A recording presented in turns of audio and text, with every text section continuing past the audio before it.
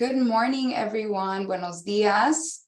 Welcome to the We Count Data Equity for Latinx and Indigenous Communities in California Policy Forum. My name is Mar Velez, Director of Policy with the Latino Coalition for a Healthy California, and I'll be moderating today's forum. Hola, buenos días, bienvenidos, bienvenidas a el Foro Nosotros contamos, equidad de datos para comunidades latinas e indígenas en California. Mi nombre es Mar Velez, directora de políticas de la Coalición Latina por un California Saludable, y hoy moderaré el foro. Before we continue, we will be providing language access instructions. Y antes de continuar, vamos a presentar las instrucciones para interpretación en español. And I'll hand it off to Lingüística to provide those instructions. Hola, muy buenos días a todos y bienvenidos a su junta. Tendremos interpretación simultánea disponible para esta junta. Aún no se ha aprendido la función, pero cuando se aprenda la función, buscará, si está utilizando una computadora, buscará el icono de un mundo que aparece abajo de su pantalla. Después seleccionará español y los invitamos a silenciar el audio original. Si están utilizando un teléfono o una tableta, el proceso será diferente. Buscarán los 3 puntos en la pantalla que digan More o más en español. Deslizarán hacia arriba en el menú de opciones hacia donde dice Interpretación de lenguajes. Seleccionará español. Una vez más, les invitamos a silenciar el audio original al seleccionar la casilla que aparece. Y cuando han acabado, un paso muy importante es que seleccionarán donde dice Listo, Done o Finalizar. Y de esa manera podrán escuchar en español. En un momento se va a aprender la función y puedes seguir esos pasos para poder escuchar en español. Gracias. Thank you so much. So we will make sure that that interpretation function is on. I see the globe. So even if you would like to listen to this conversation in English, please go ahead and select English so that you are listening in your preferred language. Great. So hopefully everybody is listening in their preferred language. We want to thank our interpreters for providing interpretation today for this great conversation. And with that, we will begin the forum. So just as an FYI, this webinar is being recorded, and you can also access the forum through the LCHC Facebook at facebook.com/lchc.org. So today's forum is appropriately titled We Count, in the spirit of recognizing the vast diversity within the Latinx, Latine, Latino, Latina population, and also recognizing the Indigenous Mesoamerican community as their own community, which is also rich and diverse, but often gets erased by Latinidad. In addition, we are embarking in our own literal effort to count or collect and disaggregate data for Latinx and Indigenous Mesoamerican populations in California, of course, as a means to achieve and advance health equity, representation, and community empowerment for these populations. And we will share more about that effort in just a minute. But of course, disaggregated data can play a critical role in the enhanced understanding of a specific population's health needs, health trends, and understand how we can prevent disparities. Moreover, rich, accurate, and of course, anonymous data can assist local and state governments to allocate resources equitably and provide services in ways that are culturally and linguistically competent and responsive. As many of you might know, there is currently a bill in the California legislature, SB 435, the Latinx and Indigenous Disparities Reduction Act, authored by Senator Lena Gonzalez, which would do exactly this. Collect and disaggregate data for Indigenous Mesoamerican and Latinx at the state level within specific health and human services departments. We are so happy to kick off this forum with the Senator herself, and I will briefly introduce her and then hand it over. Senator Lena Gonzalez is the proud daughter of a union truck driver father and mother who immigrated from Aguascalientes, Mexico. As state senator, she represents nearly 1 million residents in Southeast Los Angeles, Signal Hill, portions of South Los Angeles, where I'm from, Lakewood, and her hometown of Long Beach. More recently, the California Latino Legislative Caucus elected Senator Gonzalez as their incoming vice chair for a 2-year term. She has authored legislation ensuring health access, workplace safety, transportation justice, and of course, health and data equity for Latinos and Indigenous Mesoamericans. With that, we welcome Senator Lena Gonzalez.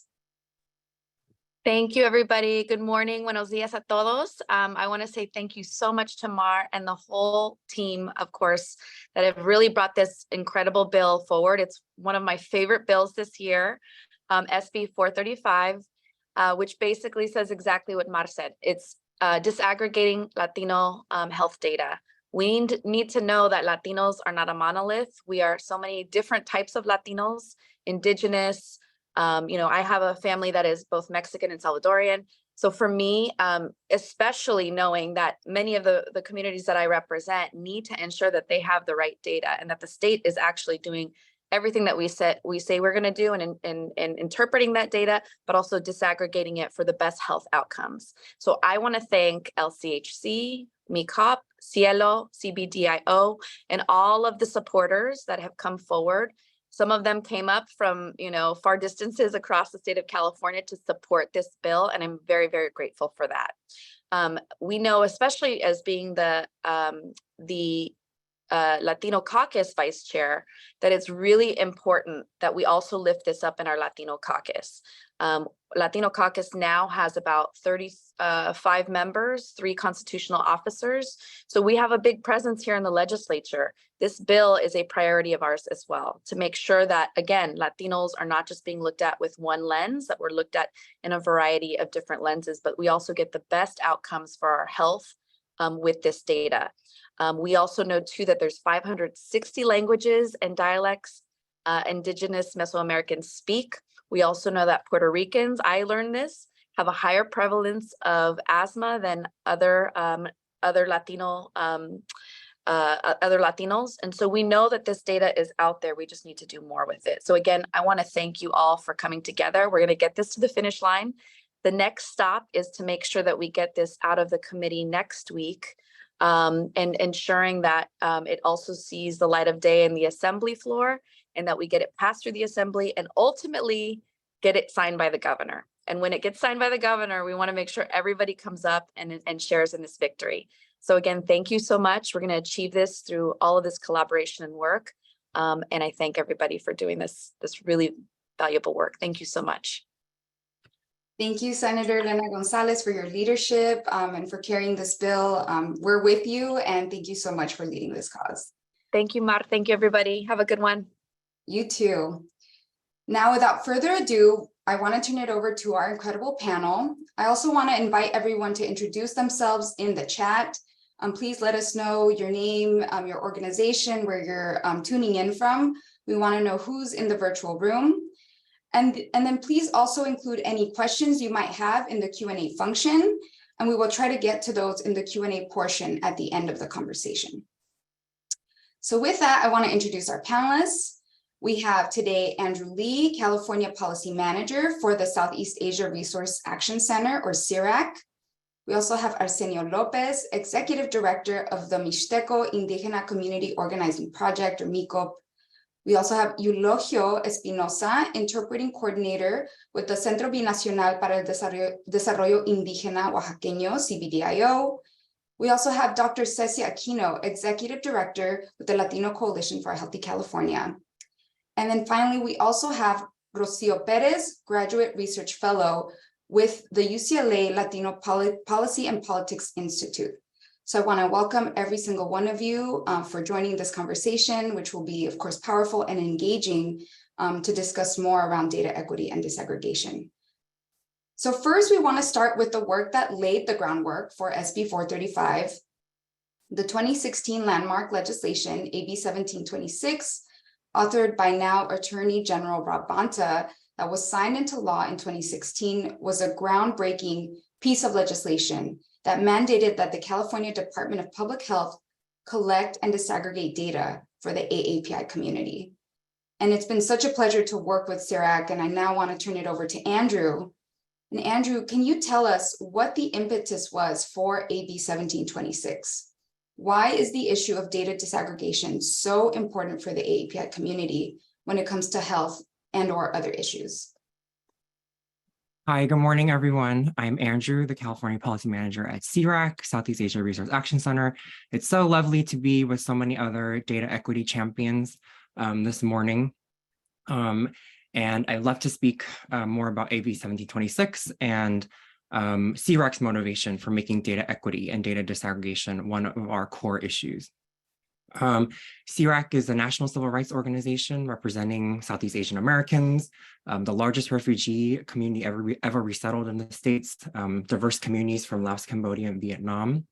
Our core issues since our founding, since the refugee resettlement, have really been about immigrant and refugee rights, education, health and mental health. But we know that in order to make progress and inform decisions on any of those topics, right, we need data equity, right? We need the data. Every community deserves data that they need in order to make informed decisions and advocate for their community's unique needs. And so we're really thrilled since 2016 when AB 1726 was passed, and even before that, we're so thrilled to see the data equity movement here in California especially advance, not just for Southeast Asian Americans, but for so many other communities. We're really thrilled to be supporting the bill and so many other parallel efforts across the state for more data equity. For us in a multiracial democracy, we really see data disaggregation by detailed race and ethnicity groups as one of the most important civil rights issues for Southeast Asians. For all the benefits of the political identity of Asian American Pacific Islander, it often renders the unique needs of Southeast Asians and Native Hawaiians and Pacific Islanders invisible in public policy decisions and effectively ignores the really significant disparities that exist among Asian American and Pacific Islander groups in education, healthcare, housing, and more. Just like the Latinx and Indigenous communities, we're made up of highly diverse communities with really complex migration and settlement histories and different experiences with political, citizenship, and immigration status. We're made up of over 50 ethnic groups and speak over 100 different languages that are rarely fully represented in data collection reporting at all levels of government. And because of Southeast Asians' really unique refugee legacy, there's 3.1 of us throughout the United States and almost 1 million of us here in California. We really face some unique barriers to equitable health, education, and immigration outcomes. And these come from decades of unaddressed traumas, from war, from genocide, from displacement. Just a few, tastes of this, many Southeast Asian groups are above the national average for poverty, but below average in accessing public health insurance, and rank really, really high in rates of no insurance access at all. Cambodian adults experience PTSD at 20 times the rate of the general public, and many Southeast Asian women, for example, are at higher risk of certain types of cancers. And so we are always looking for opportunities to advance data equity in order to fight back against monolithic thinking about our community and against the model minority myth, which continues to be used, as we've seen with the recent affirmative action decision, continues to pit communities of color against one another. And so in 2016, as Mar mentioned, we were one of the lead sponsors of AB 1726.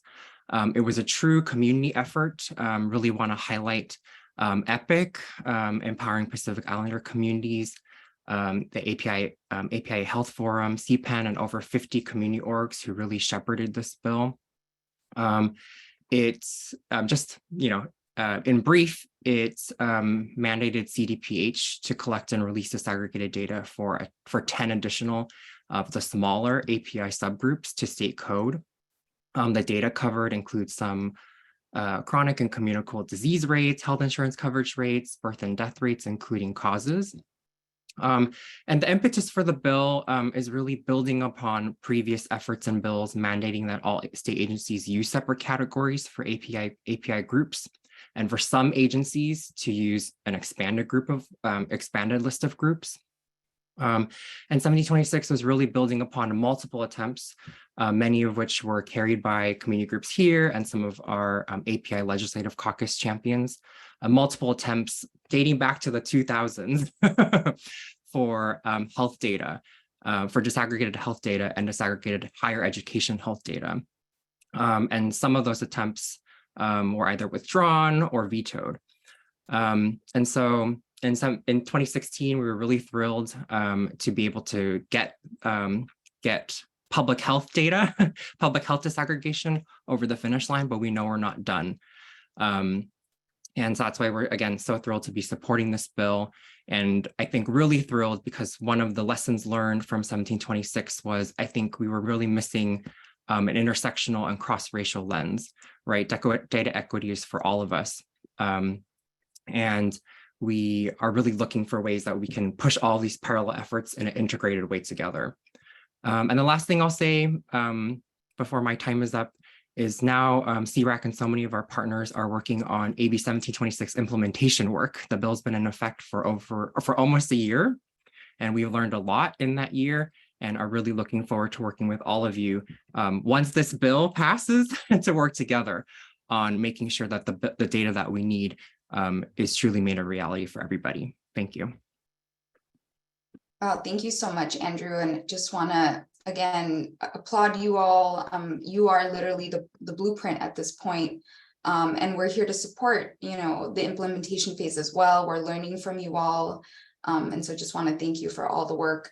I just want to briefly just recognize that the chat is disabled right now. Apologies for that. We are troubleshooting, but I appreciate folks even using the Q&A to introduce yourselves. We love seeing who's in the room. So apologies for that. We are troubleshooting and trying to get that open. But with that, I do want to move us along here and bring in one of our Indigenous-led co-sponsoring organizations of SB 435. Of course, part of the goal of SB 435 is recognizing Indigenous Mesoamericans as their own community and identity. This, of course, includes, again, the rich and diverse number of Indigenous languages spoken. Eulogio, can you tell us about the interpretation services that you and CBDIO provide? What are some challenges in terms of language access you see in the community that you serve?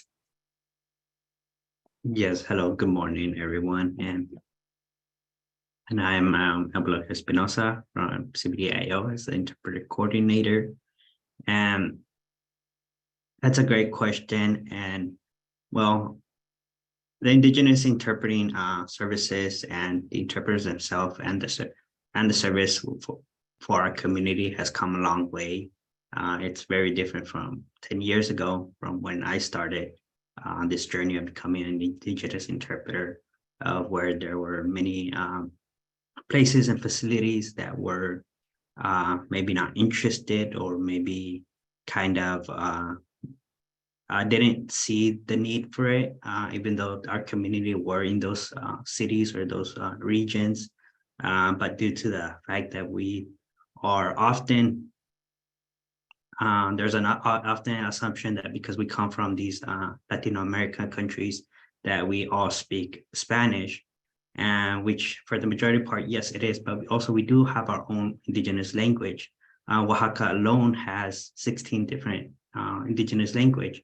And out of those 16 different languages, they have their own variants as well. As, for example, the Mixteco language, it has about 58 different variants of it.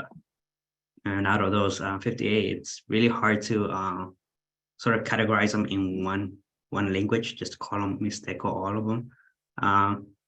But we have seen that there have been improvement, and that's thanks to a lot of the community-based organizations such as Cielo, MyCog, and CBDIO too, and the advocates that we have been doing in our city or regions that we are based in.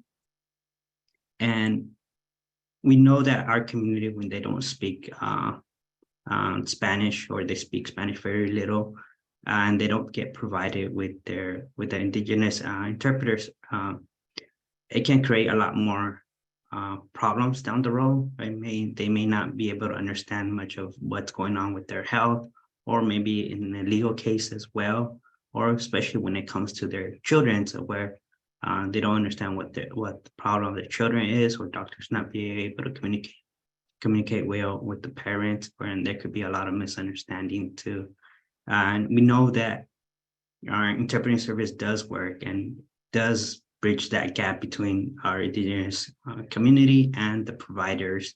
And there are these solutions, but we also do see that too often enough, we are miscategorized as just being Hispanic or Latinx, and then we are automatically assumed that we speak Spanish. So therefore, maybe we will be provided with interpretation, but in Spanish. And if not, they would just probably use somebody that is bilingual within the staff of those facilities. And a lot has changed, definitely our community.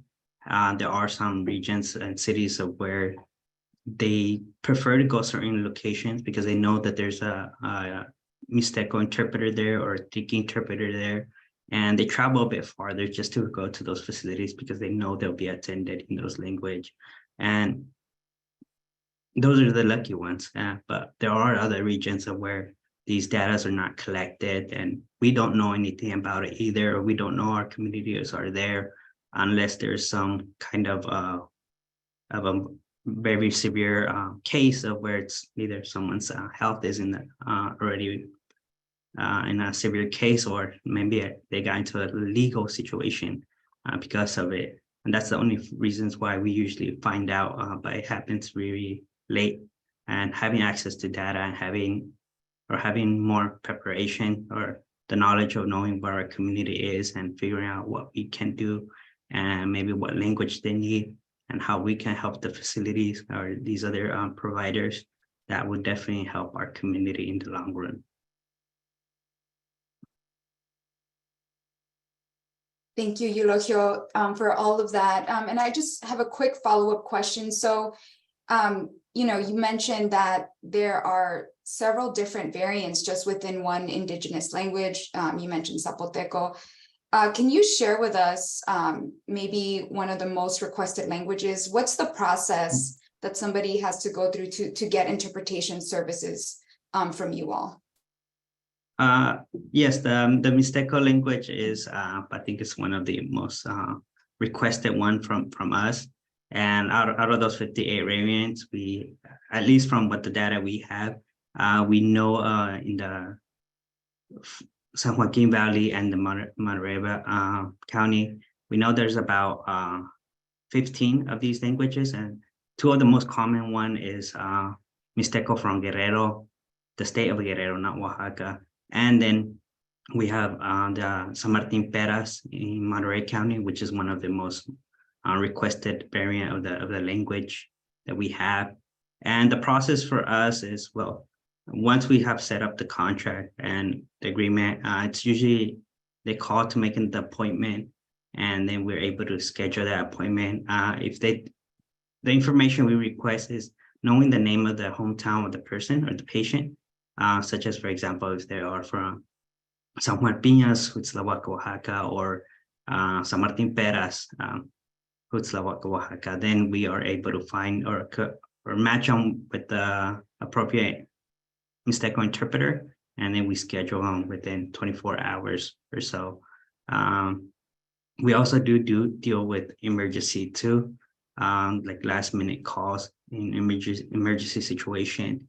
We do try our best effort to get the appropriate interpreter, but usually we already know from certain regions or from certain facility, we have our own internal data that we know which interpreter might be the best fit with them if they don't have that information. But the more information we have about the patient, the better we could facilitate getting the interpreter to them. Thank you, Eulogio, for all of that information. So with that, I just want to turn it over now to you, Arsenio, and the work that MyCop is doing to collect and disaggregate data for Indigenous communities in Ventura. So Arsenio, can you share with us a little bit about the history of your work to make Indigenous Mesoamericans count in Ventura County, especially around your work within the school district there? What do we need to know about what works well to collect and disaggregate data for Indigenous Mesoamericans, especially as we try to do this at the state level? What can we learn from the work that you all are doing? Great. Well, thank you. And Hi, everyone. Arsenio Lopez, the Executive Director with Mixteco Indígena Community Organizing Project, MICOP or MICOP, Proyecto Mixteco, as many people know us. We're in Ventura County, and also like more recently, we expanded to Santa Barbara County and San Luis Obispo. Our organization has been here in Ventura County since 2001, approximately. So I joined the organization in around 2004, 2005. I initially was a volunteer, then community organizer, and had the opportunity to start meeting with many local government agencies and just like sharing and talking about our indigenous communities in Ventura County. One of the main kind of questions that I always was getting at that time was like, so how big is the population? What is the size of your communities? At that time, it didn't really make sense for me to why I was getting oftentimes that main questions when we started advocating for the importance of providing language access to our communities, or where we're advocating for more linguistically, culturally appropriate services for our communities. There's always this one person in the room who, where can I find the data of this population? So what is the size of really this population? What is the need? So unfortunately, data or collecting data is like nobody really was doing on collecting data, or either they didn't know how to do it, they don't want to do it, or they were not aware of about the indigenous communities, because as previously was stated, there was this perception, or still is this perception, that when you see a person and they look so Mexicano, that people who speak Spanish, so they're Mexicanos, Latinos, Hispanics. We ourselves, we became aware about this one only study that has been done to count indigenous farm workers, and that is the Indigenous Farm Worker Study of 2009 or 2010. So we have used that data for trying to like convince or tell people about the presence of these communities in our county. I even like memorized that as like 20,000 indigenous farm workers in Ventura County. So it's a big size of population. And then now that we are in Santa Barbara County, based on that study, 27,000 indigenous farm workers. We're just saying indigenous in general.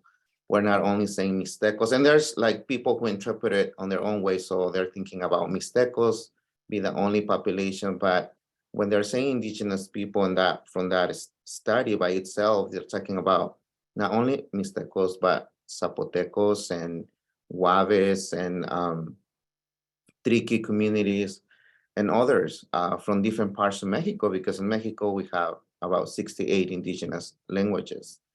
I remember the time that we started doing more work about with our local school districts and trying to advocate for the importance of having or providing interpreters, indigenous interpreters at their parents' conferences, because there was a lot of our parents that they will meet with their teachers, their children's teachers, or they will go to the parents' school meetings, but they didn't really quite understood of what was happening in the meetings. So in these meetings with local school representatives, we were telling them like about the importance of collecting the information, and I was feeling that they're putting more on us as a community-based organization who works with these communities to come up with the data.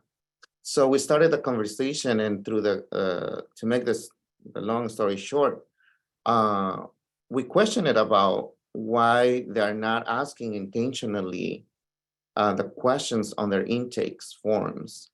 Maybe there is a way of collecting data and for them to be more aware about how many indigenous students do they have at their school districts, because they were asking us that questions, but we were more like, what are you doing to collect that data for your student population? So they look into their intake forms and they realize that there was not really a question that will ask that specific, aspect of these communities about, are they Mixtecos or are they Zapotecos?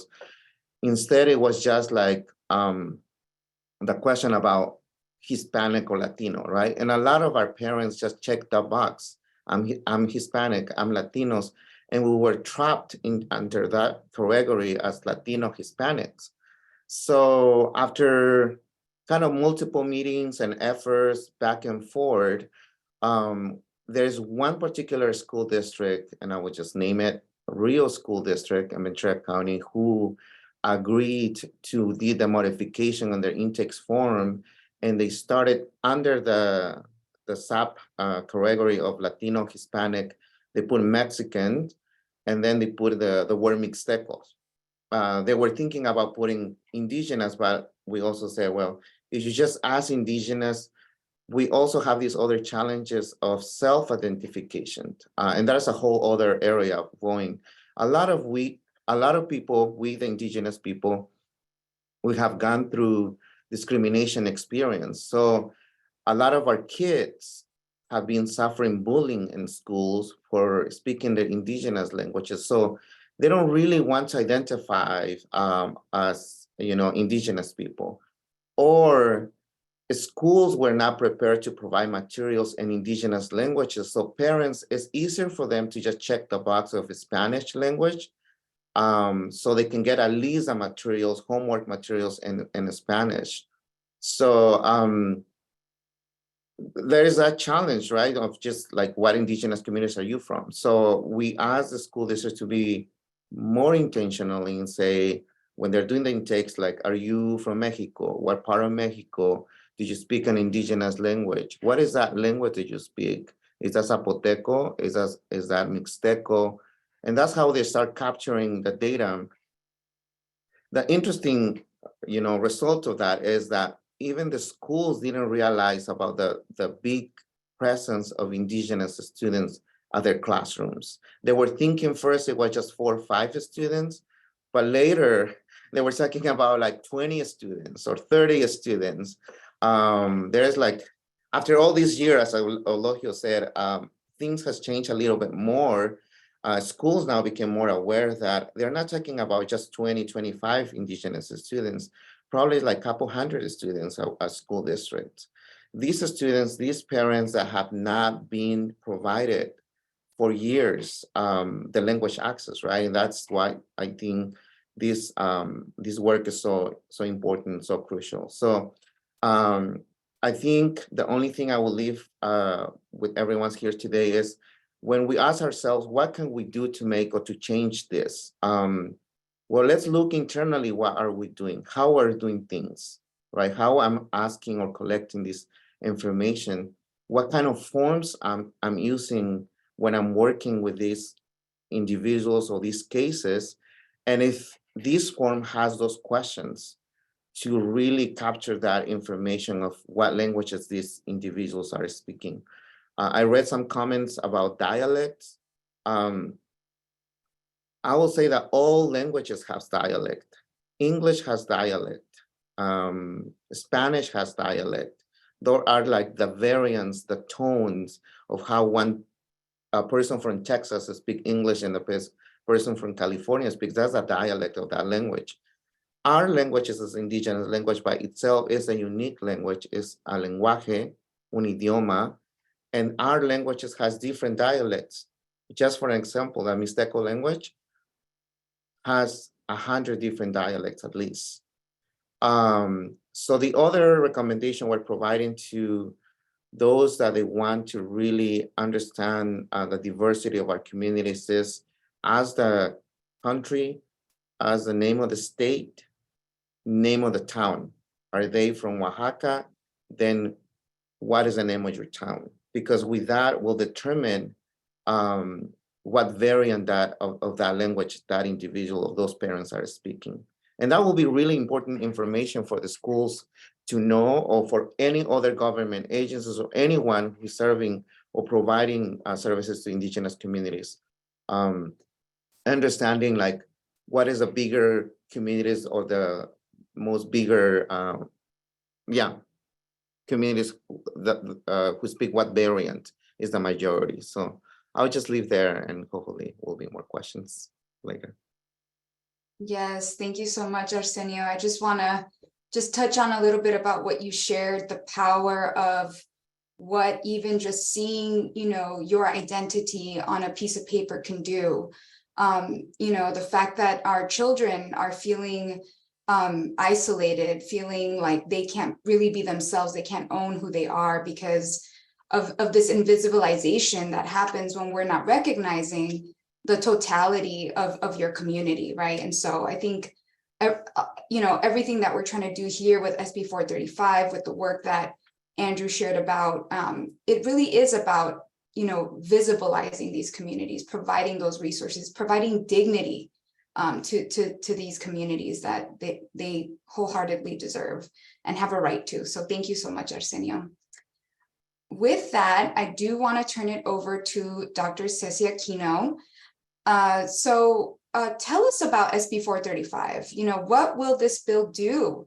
The Disparities Reduction Act, how does it aim to achieve health equity for Latinx and Indigenous Mesoamericans?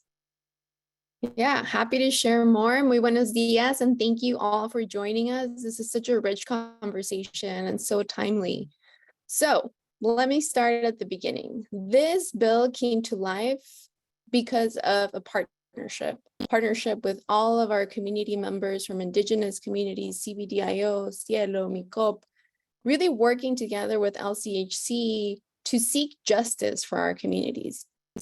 As we know, Latinos and Indigenous Mesoamericans are a diverse community, and we each experience the healthcare system, the safety net in a different way, depending on where we come from, what we look like, what language we speak, our skin color. And unfortunately, that leads to many disparities. And unless we know what those details are, right, disparities hide in the details. And unless we're being intentional to collect data at that level, we're missing a lot of key information that can actually save lives. So what SB 435 is seeking is that intentionality to address health inequities and pursue health justice for our communities. We're so blessed, right, to be able to learn from our partners with AB 1726 and to continue to build on that legacy and that work to achieve justice for all of our communities of color here in California. In brief, what the bill does is that it asks the California Department of Public Health, CDSS as well, to collect disaggregated data for Indigenous Mesoamerican communities, for Indigenous Mesoamerican languages, and for Latinx subgroups. And ultimately for CDPH to publish an annual report on these trends starting in 2024. The data would allow for trend analysis for acute and chronic disease, utilization of services, access to services. And at the level that we're seeking this is really for Latinx subgroups. We're looking, just to name a few, right? Salvadorian, Guatemalan, Hondureño, Nicaragüense. For Mesoamerican Indigenous nations, we're looking at Mixteco, Zapoteco, Triqui, Mayan, Aztec, and Indigenous languages, including but not limited to Zapoteco, Quiche, Nahuatl, Mixteco, Mam, and many more. And again, I just want to drive home the fact that uniformity does not equal unity. And as it was mentioned earlier, the Latinidad movement has unfortunately played that role in erasing Indigenous identity. And we have to be humble enough to accept that and to have the hard conversations to say, okay, we've done that. Let us fix it. Let's work together to seek solutions that will not only support the needs of the now, but the future. So what SB 435 does is seek justice for acute needs, right? We saw during COVID-19 how key data is in seeking those details for the health disparities being experienced on a day-to-day basis, but also how to allocate resources, right? We can be more intentional, we can be more strategic, and we can actually get the resources to the communities that need them. And so this is really a tool for the state. This isn't just for our community. This is for all Californians. We all benefit by being able to take care of our neighbors. So what we see this as is an opportunity for California to play that leadership role. We're a leader in so many ways. This is just the next step, and then the country will follow suit. So it's a huge opportunity for us. We're excited about the partnerships that we've been able to build along the way, and we're excited for the success. Our vision is also that this is only the first step, right? This is only the first step. There is much work to be needed. And the vision is that we start with these two departments, but that we continue building and that we make a case for all departments, all agencies to start collecting data at this level. It's beneficial for the departments, for the way that they do their work. And ultimately, it's beneficial for California to keep all of their citizens, all of their people safe, healthy, and well. And we know that when we have a healthy community, healthy population, we also have a healthy economy. So we must pursue health justice to achieve that change that we're all seeking. I'll pause there. Thank you so much, Dr. Aquino, for all those details on the bill. We went ahead and shared links to the fact sheets as well as the actual text of the bill on the state's website. So please go ahead and access those resources. And we've come to our last panelist, Rocio. We're so excited to hear that the UCLA Latino Policy and Politics Institute is working on a data hub of their own. Very, very exciting. We need more data. We need all the data. Can you share with us a little bit more about this data hub? What types of data will be available through the hub? And will the data be disaggregated by Latinx subgroups and Indigenous Mesoamerican nations as well? Yeah, of course. And thank you for having me. I'm super excited to be here and share about the Latino Data Hub, which is a project I've been working on. So the Latino Data Hub was born out of the necessity to address the lack of visibility of Latinos in current data platforms. It is meant to be a free and go-to source available in both English and Spanish for policymakers, researchers, and community members interested in broadening their understanding of issues affecting the Latino community. We believe that without accurate and reliable data to inform legislation that helps the lives of Latinos, our stories and concerns will not be represented. And so to address this, we use data from the Census Bureau American Community Survey to generate statistics on 10 issues relating to Latino populations, including education, employment, demographic, housing, technology access, among 5 other issue areas. And with every issue, there will be a set of indicators that provide more detailed information. So for example, if someone is interested in health insurance, a selection of indicators would reflect different types of health insurance coverage, such as uninsured, Medicaid, Medicare, VA healthcare, among other health insurance coverage indicators. Moreover, the tool also includes filters such as age group, income level, and citizenship status to provide users with flexibility in their search and more detailed information. So if someone is interested in looking at how many Latinos ages 18 to 64 are enrolled in Medicaid with income levels of less than $50,000 in California, they'd be able to do that. And so this brings me to another great thing about the tool, and that is that users can look at the data at the national, state, and county levels. In the future, we plan to release data at the congressional district level as well. Finally, to provide users with the most up-to-date information, the Data Hub will be updated every year following the Census Bureau release schedule. And so moving on to the second question of when it comes to data being disaggregated by subgroups, the tool categorizes individuals into 7 racial and ethnic groups based on self-identification on the census surveys. These groups include Latino, white, Black, Native American, Asian, or Pacific Islander, 2 or more races, and others. We also take into consideration the ancestry, lineage, heritage, nationality group, or country of birth Latinos self-identify with and refer to this as Latino descent groups. Latino descent groups include Mexican, Puerto Rican, Cuban, Dominican, Central American, and South American countries.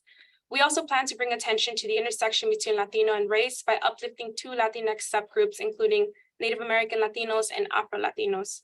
With that said, please keep in mind that current federal level data gathering practices limit the data and quality of data available for reliable and accurate analysis. And we acknowledge that disaggregated data that is currently available is not enough for creating policy solutions that meet the needs at the margins of Latinidad in the US. And so this is especially true, as we've discussed in this panel so far, for Indigenous Mesoamerican nations, where current data standards by agencies do not provide us with the quality and reliable information that we need. Therefore, we currently do not have enough data to confidently and accurately include Indigenous Mesoamerican nations in our database. However, with initiatives like SB 535, addresses this very problem, and it is a step in the right direction for data standards and inclusive data collection efforts. We are proud to support this bill that advocates for equitable data practices by state agencies and community involvement to confidently and accurately represent Indigenous Mesoamerican nations and other Latinx subgroups in legislation, programs, and most importantly, their experiences. The tool is scheduled to be publicly available in the fall, and we look forward to working together. If you are interested in learning more about the Data Hub, please visit latinodataHub.org to subscribe to stay updated of its release date. Thank you for your time. Thank you so much, Rocio, for sharing. We look forward to that tool. Again, we need as much data as possible. And of course, if SB 435 is signed into law, we hope that that could be another resource for your tool to include Indigenous Mesoamericans. So that's very exciting. So we will head into the Q&A portion of the forum. But before we get into some Q&A from the audience, I was just wondering if our panelists had any last comments, anything that you wanted to raise or wanted to highlight from one of your colleagues here on the panel before we get into the audience Q&A.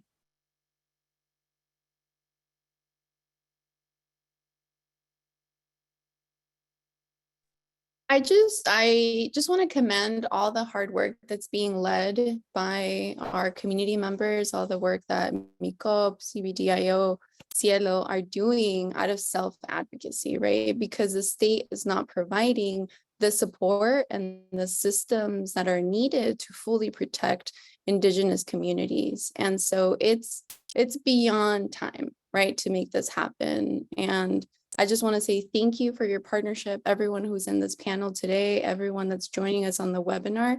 This work is only sustainable through unity, right? And doing this work hand in hand.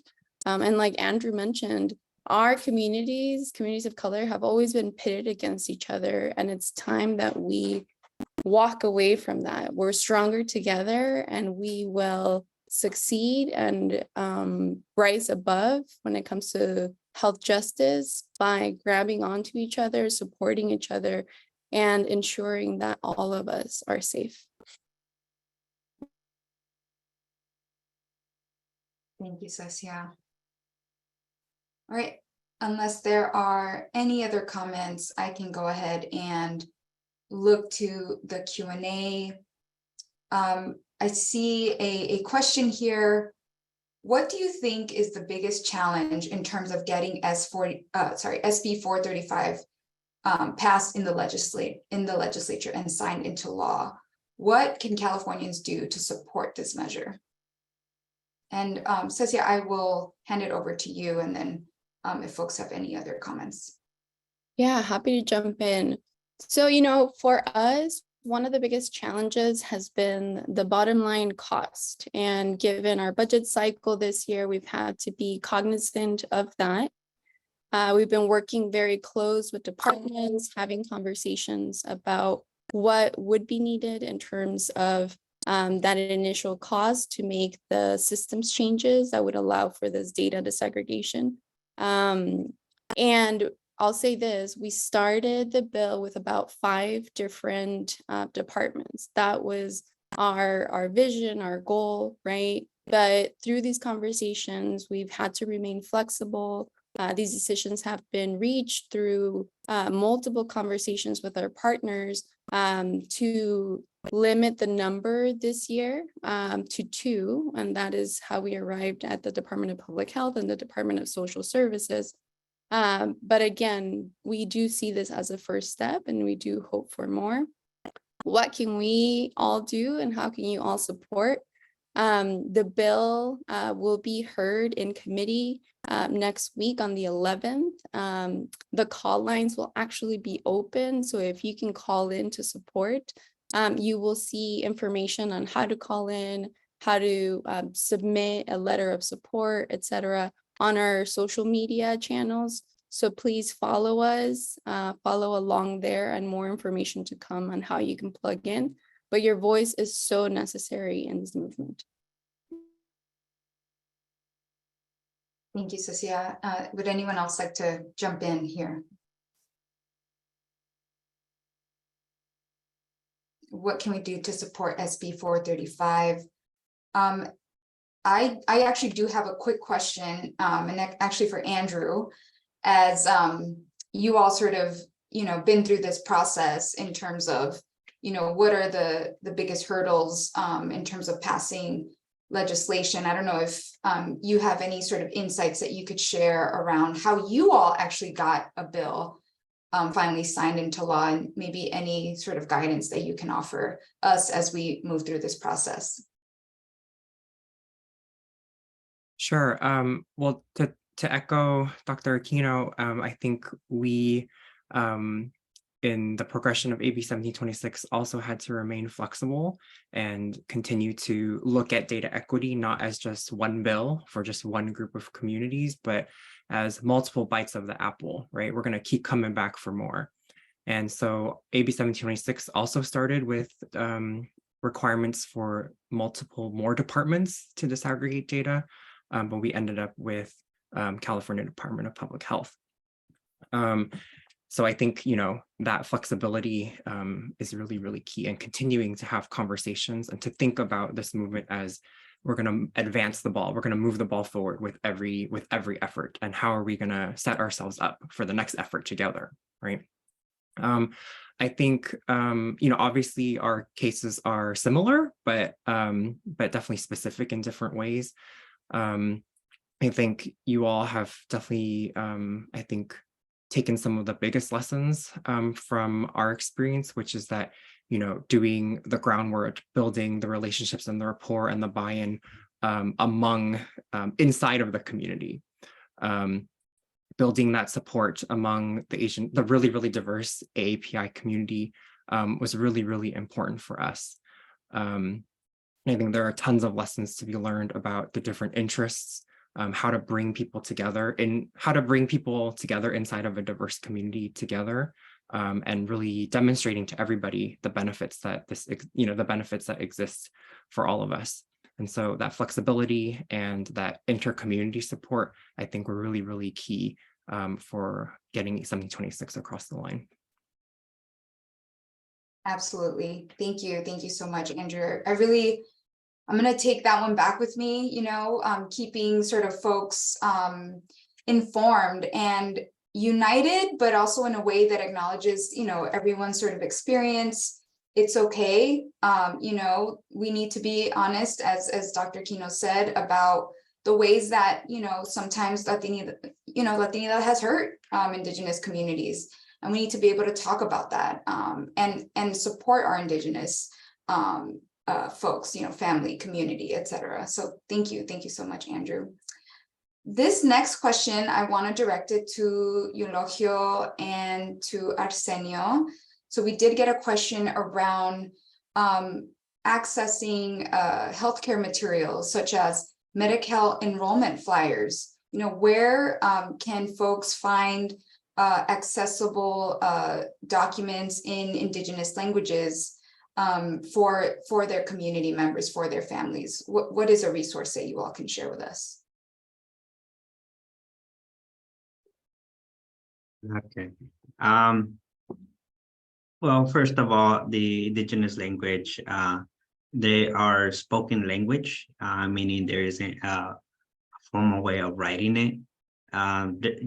You can write it in Spanish format, but fortunately, the general population of the indigenous community cannot read read it in the language. So maybe Spanish is the best way to have it in flyer. But now that we see that as technology have kind of improved, and most cell phones or smartphones, creating video, audio, or video with animation or audio information is the route that we recommend, not flyers. And definitely adding to that, I will say that in order to linguistically, culturally, appropriately serving the indigenous population, it's important to think about hiring workforce who are multilingual, who can carry or bring those flyers. I know that's not exactly the question, but the flyers or whatever resources that is available should be distributed by a person who speaks the indigenous language, so they can share the information in the language of our communities. As Elohio stated too, technology we can use it in a better way. I have seen, like, in our social media, some flyers with some audio recording, and our Facebook, Instagram, Twitter. So we post our flyer or a brochure with some basic information, and there is a voiceover in indigenous language and Mixteco or Zapoteco. There are some initiatives that have done at the state levels. There's some website. I don't have them right now, but that they have developed materials mainly in audio or video materials.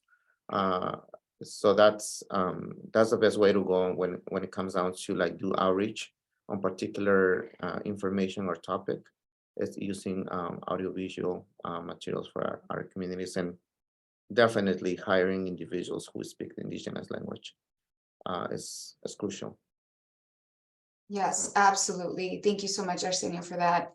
And I think there was also a question around, how can we maybe contact the panelists individually? And so what I would say is, if you registered, and obviously you all had to register for this panel, we can certainly do a follow-up and provide ways to contact each of the panelists and visit their websites. They have resources online, but we only have a few seconds left, and I just want to take the time to thank our panelists. I want to thank Senator Lena Gonzalez for joining us at the top of this forum. I think what I heard is that this data equity movement doesn't start and stop with one bill. We are absolutely a movement that is trying to really recognize the diversity, the full experience of each of our identities. And of course, we also want to address some of those health disparities that our communities are experiencing. And one step towards that, towards achieving health equity, is absolutely with accurate data and disaggregated data. So I just want to thank you all so much for the work that you all are doing. I am so honored to be in partnership with you all, and thank you so much. And thank you to the audience for attending. We will follow up with a recording of this presentation. Thank you so much, and have a great rest of your day.